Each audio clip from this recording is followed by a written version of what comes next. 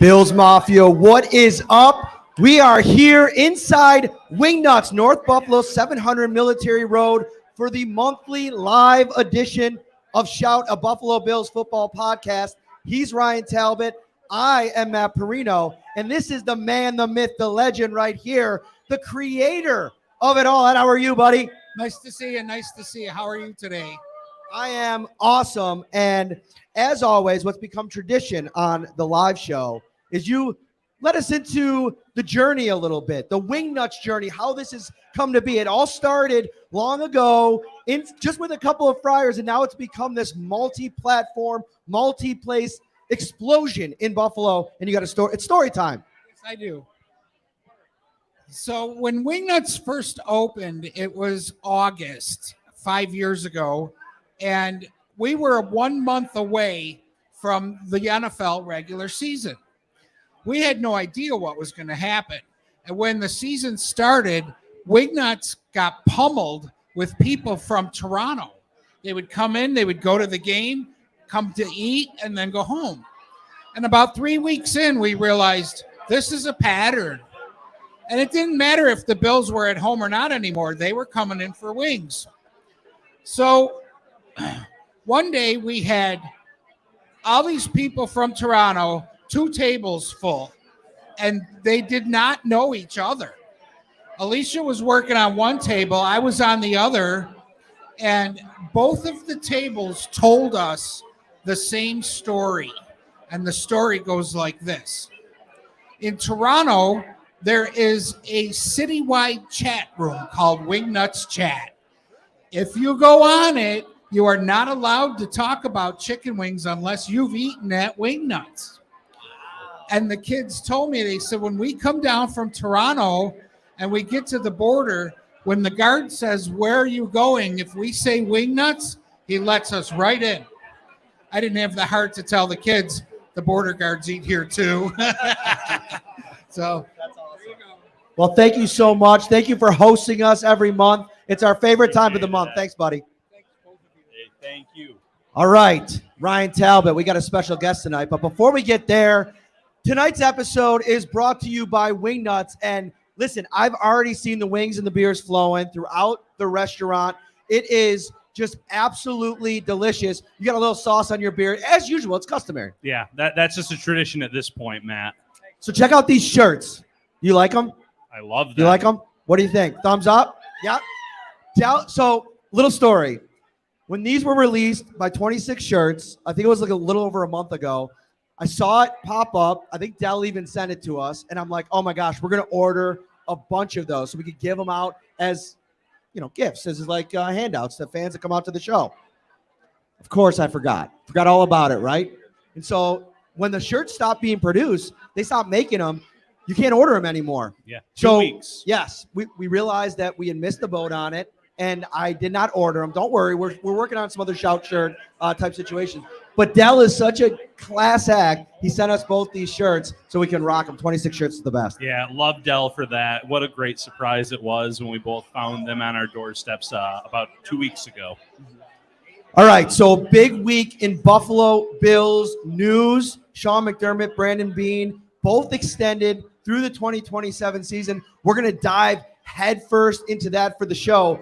But to do that, we're going to bring on a special guest. He came out. He's going on a golf trip tomorrow. Surprise, surprise. Golf trip for this guy.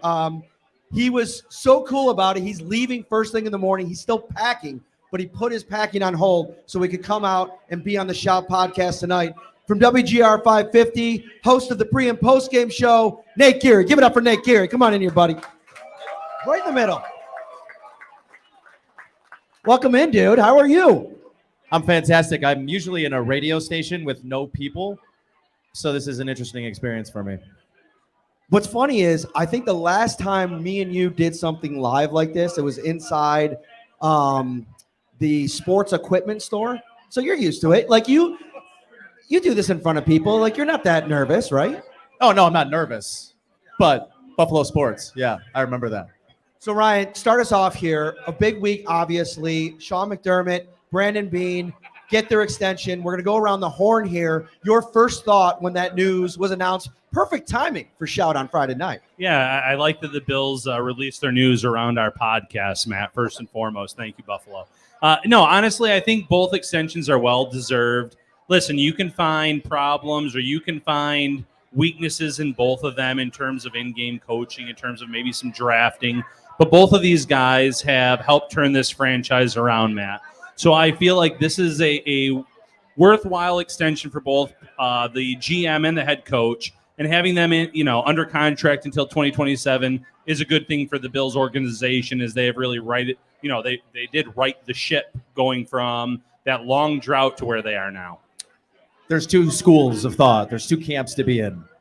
One, that Sean McDermott and Brandon Beane have brought the Bills to a level of consistency and being a contender that they haven't been in 3 decades. So, of course, you extend them and you keep them here as long as they're still producing those results. And they are, right? I mean, 3 straight division championships.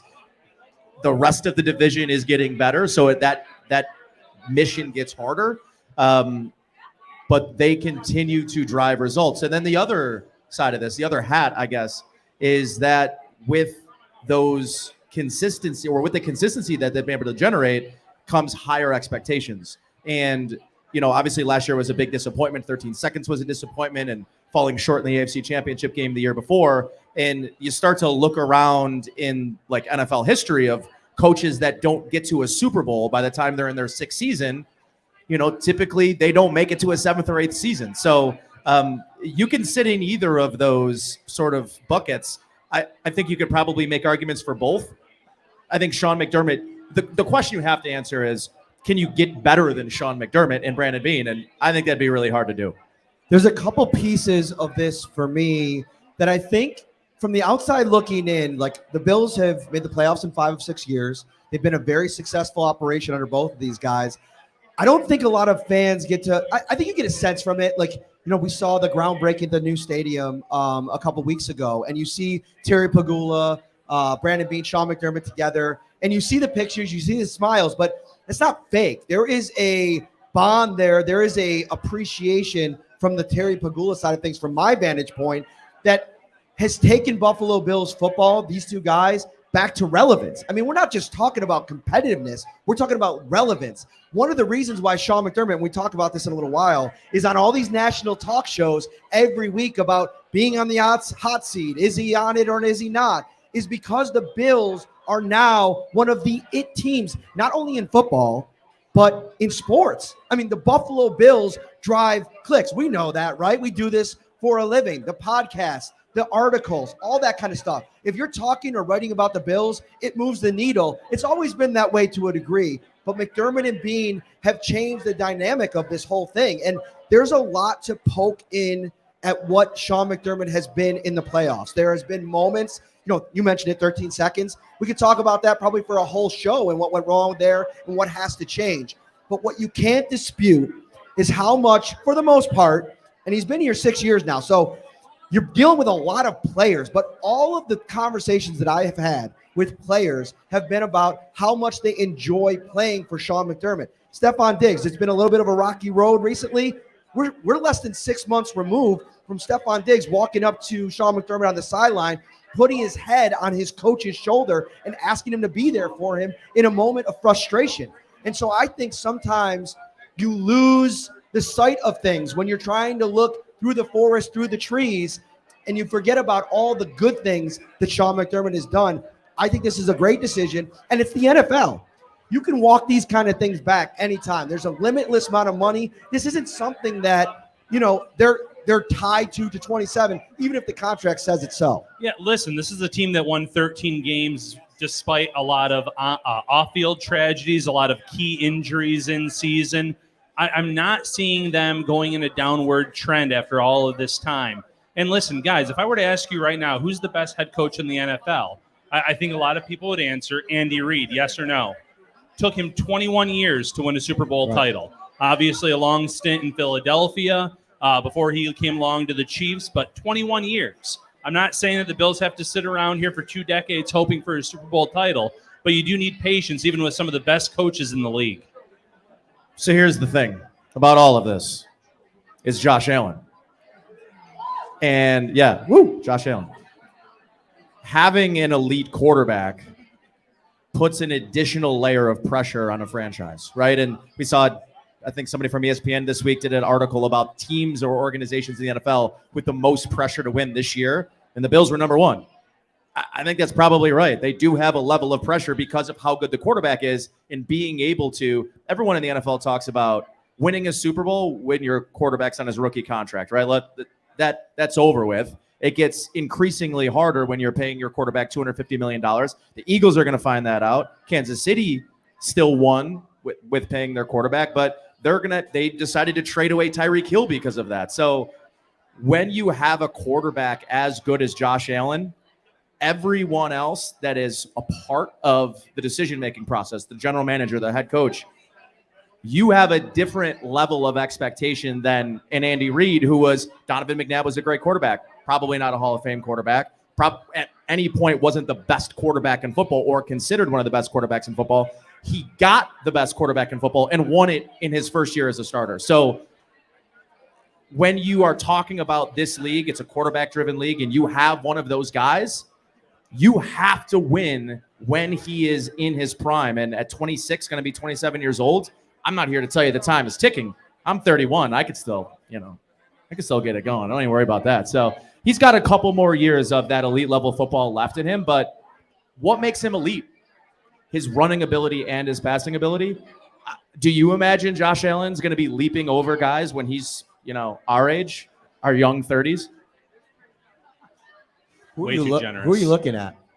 No, I was just trying to make you guys feel better because I'm younger than both of you. You're a lot younger than me. Actually, funny story. I thought for a long time that Ryan was older than me. So much so for the 4 years, I kind of joked on the podcast even and with people how you tell dad jokes or old jokes. I made him he was actually older than me. And then one day he's like, "Hey, Parrino, you idiot. I'm younger than you, dummy." And I'm like, well, crap. Listen, it's a little extra confidence because of the hair. I get it. Trust me, I get it. I would have known. I could have guessed he was younger than you. Well, he acts younger than me. Let's just say that. Well, not really. Also, true. Shout out, Ryan. You got to tell people about this so that they know what's coming. So one of the June, July title sponsor of the audio version of Shout. Get ready for this, everybody. Is Manscaped. Oh, yes. Yes, great product. I tried it out. And then we had to do 4 reads for the podcast. We did 4 reads, 90 seconds each. How long did it take us, Ryan? Took us a little over 30 minutes. We were laughing every few minutes. Matt had a few, troublesome reads. I think he had the tougher of the 2 assignments in terms of what he read about. What was that one? It's going to be, what was it called? Smooth Ball Summer. No, I don't think Smooth Sack Summer. Oh. Yeah, Smooth Sack Summer. That was one of my reads for this thing. So just get ready for this. It's going to be uncomfortable. But we are going to put out an outtakes because we did it on a video as we were recording these. Some of these outtakes are going to be super funny. So get ready for those. All right, I want to get into more of this. Today's show is brought to you by Wingnutz, North Buffalo, Inside Froth Brewing Company. We are out here having a great time. Everybody is eating wings, drinking beers. It is one of our favorite nights. And not only on these nights do we do the podcast, but we close this place down. We're hanging out afterwards. We're talking with Bills fans about your team. And this is a very important time as we move 5 weeks till training camp. We're going to kind of ratchet things up over the next couple of weeks. It's going to be fun. Before we move on to the next topic, I want to get into the approval rating, okay? And I'm going to start with Brandon Beane. And because Sean McDermott's is a fun conversation because I feel like he's taking a lot of heat nationally, and that'll be part of the conversation in a minute. But where is Brandon Beane's approval rating for you guys? For me, I still think it's kind of through the roof. If I was doing it at a scale of 0 to 100, I'd put it in that 90 to 100 range only because the guy is still pulling off unbelievable moves that fly so far under the radar. I think Leonard Floyd has the potential to be one of those kinds of moves that a general manager makes that is a difference maker move in January and February. Because right now, there's so much to be made about Boogie Basham and AJ Epinesa. Will they find their potential? Will they be the player that they were drafted to be? But you don't even have to worry about that now because you went out and gotten a guy that has consistently delivered you double-digit sacks in the past. Yeah, I think high 80s, low 90s for Brandon Beane is a fair assessment for him. It goes down to the drafting for me in terms of why he gets a little bit of a knock on his overall grade, and you mentioned it. Boogie Basham, AJ Epinesa, they're not going to have to be on the field as much as maybe in years past when you have Leonard Floyd, you have Von Miller, coming back from a serious injury, and obviously Greg Rousseau, who's coming off of an 8-sack season. But drafting that late, I know it's more difficult when you're drafting in the 20s. I want to see more hits on day 1 and day 2. I feel like there's been too many misses there. That being said, is that Beane's fault or is that the coaching staff's fault? I mean, we just spent a big chunk of an episode 2 days ago talking about the Kaiir Elam experience and where the blame falls on that. Because to me, one of the biggest pieces of that is a disconnect between the talent evaluators and the people that are in charge of developing that talent. No, and that's a fair point. But, in terms of the positives, the way that he structures contracts, the way that you can get out of some of them, some of these one-year deals he's been able to sign with guys like Poona Ford and, we mentioned Leonard Floyd. Those are the positives, and he's done a lot to turn this team around. So definitely more positive than negative when it comes to Beane for me. So I'll use the number 3 for Brandon Beane because I think you got Howie Roseman, Brett Veach, and probably Brandon Beane is the top 3 general managers in the NFL. And what Ryan's talking about is part of how you continue to keep that window open is by drafting guys, hitting on them, having them be early contributors, and then signing and retaining those players. And, obviously Josh Allen gets the big $250 million contract. To me, when you're the general manager that drafts Josh Allen, you've got a nice 10, 15-year buffer for me, to be one of those guys that you look at and say is one of the best general managers in the league. And kind of to Ryan's point, I don't really think the knock on Beane is his ability to find good free agent acquisitions. They're really able to find mid-level B-type free agents every year that come in and contribute. It's in the draft, though. Part of this conversation, though, it's hard to evaluate rookies on this team and this organization because of how deep they are. They are not just walking into an organization in day one making impacts because they have to beat other veteran players. But wait, Spencer Brown gets to. Well, they don't have a lot of depth at the right tackle position, But you talk about linebacker, you talk about safety, you talk about cornerback. Last year, you had Dane Jackson, who was an established NFL player. You had Benford, who they drafted later on in there. And then you just had a whole bunch of guys fighting out for one position. And obviously you want to see your first-round pick win that.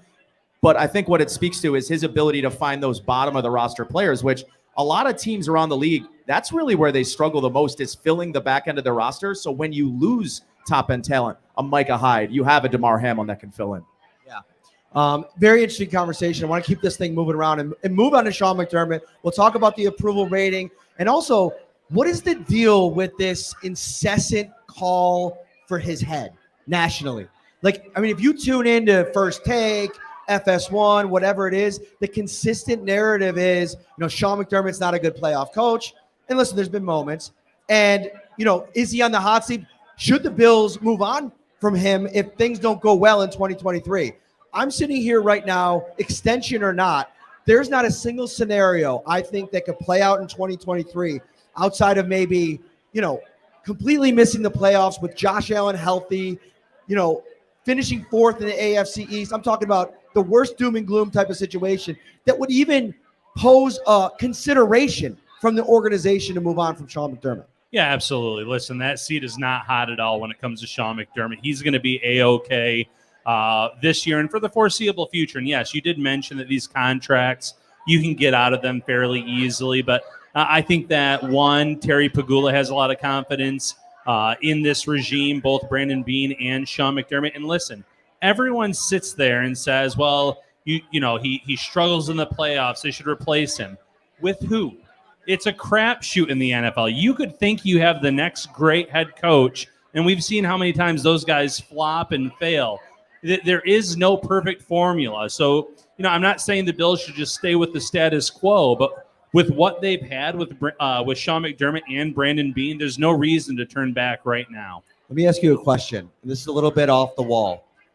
So one of the consistent things that I read on social media is like, oh, Brian Dable, like letting him get away was the worst thing that happened to the Bills. You couldn't really control that because he was going to be a head coach. If you were an NFL owner, right? And, obviously I mentioned it already. Terry Pagula is a big fan of Sean McDermott. I don't think this is based in reality, but this isn't a reality question. You're an NFL owner, not a, talk radio guy. So if you had the chance, if you were like internally thought, okay, we have the quarterback, the trends in the league tell us that offensive head coaches just are doing it better at this stage in the NFL. Would you think it would be off? What would happen to an owner who fired the current coach, who was going to the playoffs and had the best winning percentage in franchise history, and just promoted the guy that they didn't want to leave? And is there be any world where that could happen? No. The Brian Dable situation is what it was. He was on a trajectory to be a head coach in the NFL, and it wasn't going to be here because you had an established head coach.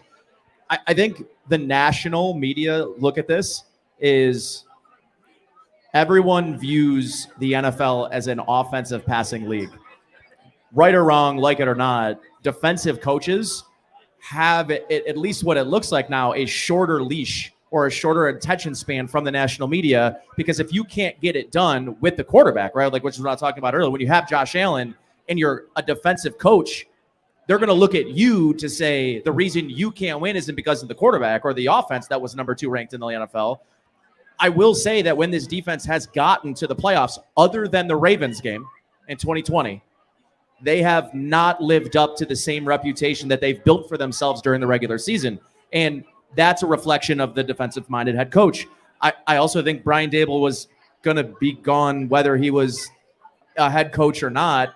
There was definitely a little bit of tension between Brian Dable and Sean McDermott. And that's another thing, right? When you're a defensive coach, you are going to have, by nature, or at least what people believe by nature, to be a more conservative mindset, even though the numbers suggest on 4th down and the red zone and, throwing the football, that Sean McDermott is one of the more aggressive coaches in football, but that it almost doesn't matter because whatever the analytics community says about these coaches, people have these predisposed opinions of defensive coaches. And when you're the one defensive coach in the AFC playoff race and all of the other ones are offensive coaches, you are going to be looked at in a different light, right or wrong. All right, I want to move on in a different direction here. We got 2 more topics that I want to get to before we get out and hang out with all these awesome Bills fans in the house. So, Ryan, I want to ask you this, because another piece of news that came down this week that was kind of buried a little bit, and it was a little bit strange because we talked a little bit on the podcast over the course of the offseason, is like you have a defensive line filled with young players, young talented players drafted in the 1st and 2nd round over the last couple of years, interior and exterior. And their position coach, Eric Washington, gets promoted this week to assistant head coach. So I think in a lot of ways from the outside looking in, I look at that move and I say, okay, if you're Sean McDermott, it's like, I'm not making you defensive coordinator because I'm going to handle that, but I don't want you to feel like you're being passed over. So we're going to give you a little bit of a promotion. Was it deserved?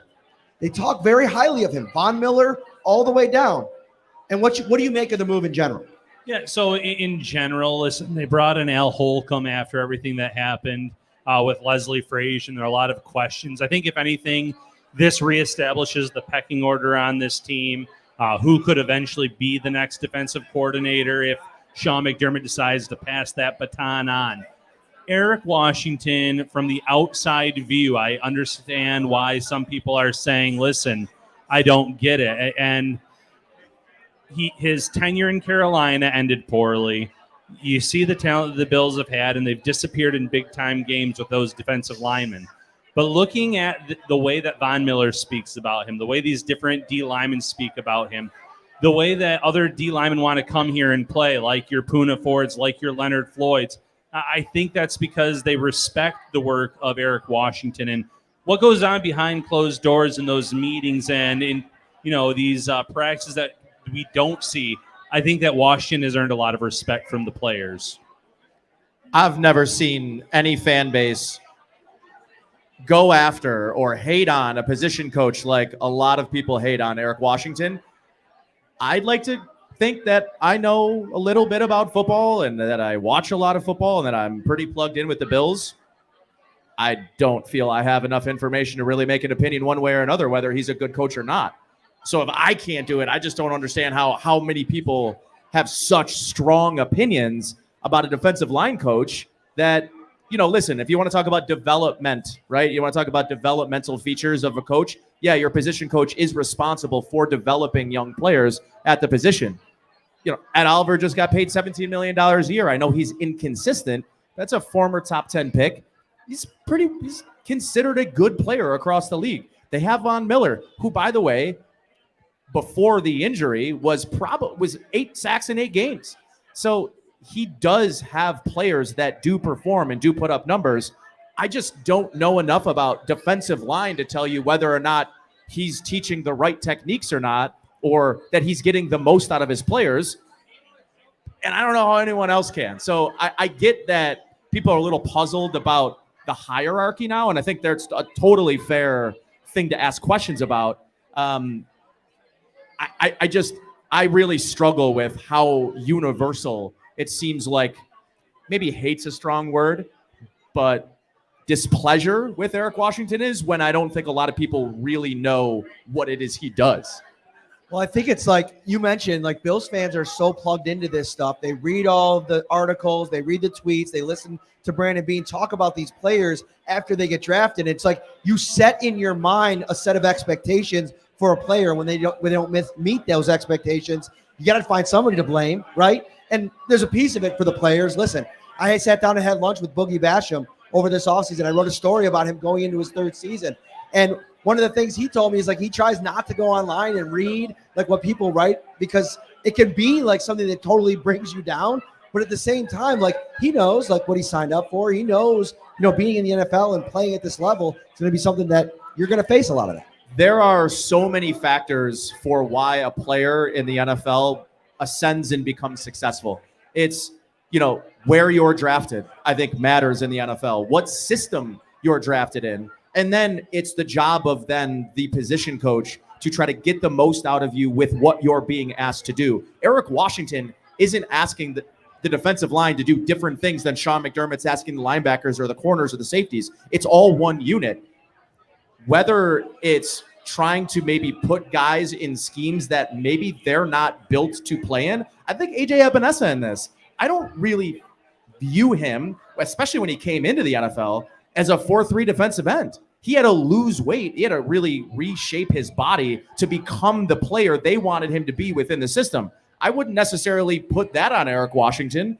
That might be more of a general manager thing. That might be more of a scheme thing, which it's not his scheme. So I just think that it's easy to maybe look right directly at the position coach while maybe not accounting for a lot of the other layers that it takes for success in the NFL. Yeah, and I think maybe the reason he gets so much criticism is he's a Carolina guy. When you bring in those guys that you coached with in the past, it's, does he really deserve to be here? Does he really deserve that promotion? Is it just kind of a previous relationship type of deal? But no, he does. He does have a track record. And, we talked about Von Miller, 8 sacks in 8 games. AJ Epinesa quietly has a 6.5 sack season. Year 1 to year 2 of Groot, as the fans call him, went from 4 sacks to 8 sacks. So Greg Rousseau grew as a player. So that you are seeing those guys show up. Daquan Jones was a great fit in that D-line. So there were guys that played very well last year, and maybe Washington doesn't deserve as much criticism as he gets. We're out here in North Buffalo, Wingnutz, 700 Military Road. He's Nate Geary. He's Ryan Talbot. I am Matt Parrino. We are talking all things Buffalo Bills, and I want to get to one last topic, and we're going to go around the horn. And it's going to be a really hot summer for a lot of Buffalo Bills players. This is, you mentioned it, how deep this roster is. This is going to be a tough roster to make. There's guys that are going to be fighting for jobs that they're going to have to blow things up in the summer to even have a consideration. Guys like Cam Lewis, who have been on this roster the last couple of years, there's no easy path. Even Saran Neal, who had this contract extension recently, you can't just be a special teamer anymore. You've got to offer multiple things. So let's go around the horn. Let's talk about 53-man roster projection coming out next week. who is a Bills player that you feel like needs to have a great summer to have a chance to make this roster? So, based on our previous conversation, maybe I'm going off the wall here with this one, but I'm going to go Nyheim Hines. You have James Cook, who has come out this week and said, I'm obviously running back one. What do you think the Bills thought of that? Sean McDermott. Your running back's got to be confident. It's like the quarterback, right? You got to have confidence. I love it. I don't think I've ever heard Devin Singletary utter anything with that kind of swagger. No, Singletary was just like hey, I'll do whatever the coach asks me to do. I'll be there. I like the swagger from James Cook. But then you bring in Damian Harris. Harris, when healthy, is a really good, between the tackles, tough runner, someone that you anticipate to make this roster. Latavius Murray, maybe he's more on the hot seat than Hines, but he's someone that's also rushed for at least 500 yards in every season since his rookie year. So you have a lot of guys that can actually run the ball. They bring Hines in last year, and he gets, 9 offensive touches after being acquired at the trade deadline. That worries me. And now you have this new rule on the NFL kickoffs that I'm not saying the Bills are just going to automatically take the yardage, but he doesn't need to take those kicks back anymore. It's not as important. So I think it's really important for Hines to come in, establish himself as a runner, establish himself as a pass catcher out of the backfield, and show that even with this new rule, he can still help the team in terms of return yards. I'm going to go with a guy that I mentioned a little while ago, Christian Benford. It's a rookie, 7th round pick? 6th round pick. He's a rookie or a second-year 6th round pick with an opportunity to essentially uproot the guy that was drafted in the 1st round of his draft year. And I think that number 2 cornerback position, outside of middle linebacker, might be the most high-profile battle going into training camp we're going to see this year. I still think that Kyer Elam is going to elevate and become that full-time cornerback too. I really loved what I saw from him at the final stretch of the regular season and into the playoffs. Became that consistent player. He's long. He can play in man coverage. He showed some things in zone this year, which was kind of the knock of him coming out in the draft is, could he play zone coverage in the NFL in a scheme that runs a lot of zone? But to me, Christian Benford might be the most interesting player on the entire roster right now. And I'm surprised that sort of as a media, as content creators, we're not talking more about him because he started over Kyer in week 1 last year. You just told on yourself right in front of all these people that you don't ever listen to Shout, a Buffalo football podcast. All we've been talking about is Christian Benford, Nate. Well, listen, I'm no Sal Capaccio, okay? No, but I just, with Christian Benford, I think there's such a unique opportunity for him. And would it surprise you if he won the job? No, but I think it would be a problem. Oh, it would be a problem for sure. But I also think it speaks to a higher philosophy of what the organization's about, that if you are going to play, it's because you earn it. And that would be the beacon example of earning it and playing over a guy that they drafted in the 1st round. I agree that it becomes a problem, but doesn't it kind of wash out? As long as you have a good starting cornerback on the other side of Tre'Davious White, I kind of don't care where it comes from. Now, then you start talking about the general manager and being able to draft guys in the 1st round, and I get that conversation happens, but I think that conversation goes away if Christian Benford becomes a legitimate starting corner in the NFL. I'm going to throw out my last one here, and I went back and forth between Boogie Basham and AJ Epinesa for who I think has to have a hotter summer. What I come back to is Boogie Basham has that extra year of his rookie deal, and AJ Epinesa is coming into a contract year.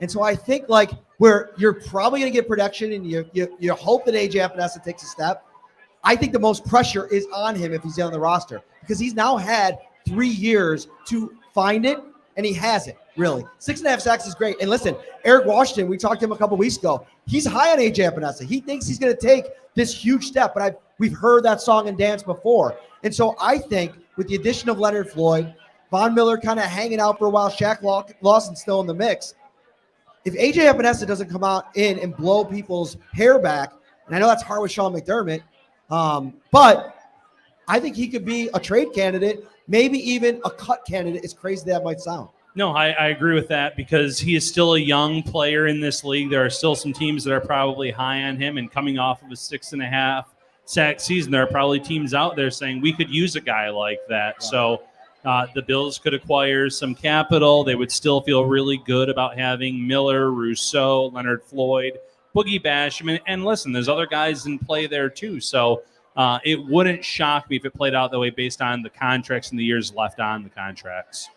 Well, I'll tell you this, is I do think Brandon Beane has an eye towards next year's draft and maybe gathering as many draft assets as possible. Talked a lot this offseason after Tremaine Edmonds signed with the Chicago Bears about that compensatory pick that they were getting. And I continue to kind of look at next year to say, if you can flip A.J. Epinesa for a 4th round, a 5th round pick, I think that's something you might see. I also think it's kind of why they're hoarding mid-level offensive linemen, because those are great trade candidates. You know, when you get through camp, a team loses an offensive lineman and needs depth because the league as a whole really struggles with depth across the offensive line. So I think there could be a couple of trades. They're deep on the lines. Now, whether they've got like the guy, the alpha on either line other than Von Miller, but to me, I think Boogie Basham's got an uphill battle to make the roster. I think A.J. Epinesa is, to me, considered the 4th guy. And then you've got Shaq Lawson. So I don't know. Floyd, Lawson, Miller, and maybe Von Miller starts on the PUP list, and that gives Boogie Basham an opportunity to get some games and maybe make an impression. But man, to me, it almost sort of feels like his fate might be sealed, short of having an unbelievable summer that turns into like some serious, really good performances in preseason games. And that might not even be enough. And I also think that that's kind of fool's gold too, though. That I don't think that Bills decision makers should maybe get distracted by, because A.J. Epinesa, we talked about it all last all last training camp, preseason. He looked great. Like he was winning in practice. Like he was doing the things that probably got Sean McDermott, Eric Washington excited about what he could be in year 3. And listen, he had 6.5 sacks. You got to do something to get those. But it never clicked for him. And I wonder too if Boogie or A.J. Epinesa has this great camp, if you can guarantee that's going to mean production in season. Might just help their trade value more than anything. Because I look at the defensive line and it sort of feels like, you know, the Tim Settle and Jordan Phillips conversation, and then the Shaq Lawson, A.J. Epinesa, and you know, Boogie Basham conversation. Those are veterans that have value across the league. To me, I don't think you outright cut any of them. I think you find ways to flip those for assets. Yeah, that's well said. You want to make sure to get any kind of value that you can for those defensive linemen, the guards that you mentioned. I mean, listen, this is the team that was able to get value or get a pick back for Russell Bodine. If you can do that for a guy like Bodine, you can do that for a lot of these guys that have plenty of experience and maybe even more upside. All right, that is going to do it for this show. Nate Geary, my man, thank you so much for coming out. This was awesome. He's Ryan. I am Matt. Wingnutz, get out here. Try these unbelievable wings. I usually get 2 in before we start the show, and they've just been teasing me off camera the entire time. I've been staring at him the entire time. Yeah. All right, we're going to see you next time. We'll be back next week. We'll be back right here next month. Stay tuned for details.